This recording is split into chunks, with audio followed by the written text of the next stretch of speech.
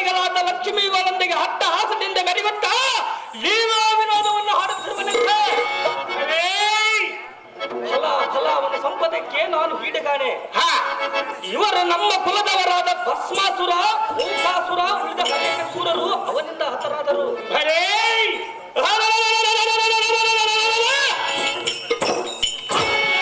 ದಕ್ಕಂಡವರಿಗಂತೂ ಬ್ರಹ್ಮರಂಧ್ರದ ಪರ್ಯಾಂತರತೆ ವ್ಯಾಪಿಸಿಕೊಳ್ಳುವುದು.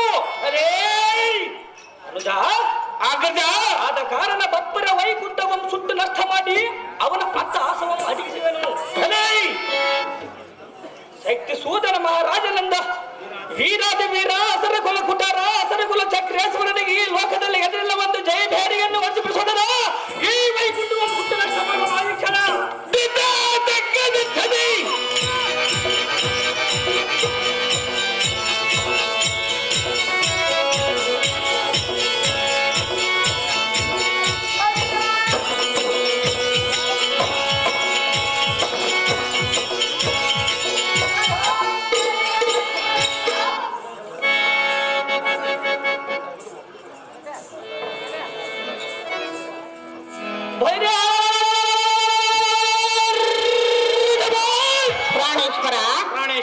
ಇದು ಏನು ಅದ್ಭುತವಾದ ಧ್ವನಿಯು ಕೇಳಿ ಬರುತ್ತಿರುವುದಲ್ಲ.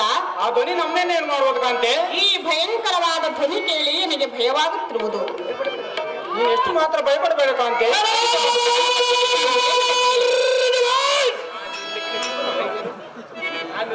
ನಾನು ಇರ್ಲಿಕ್ಕೆ ನಿನಗೆ ಬಂದ ಭಯವೇನು? ರಮಣಿ ಹೇಳುವನಿ ಕೇಳು. ಚೆನ್ನಾಗಿ ಹೇಳು.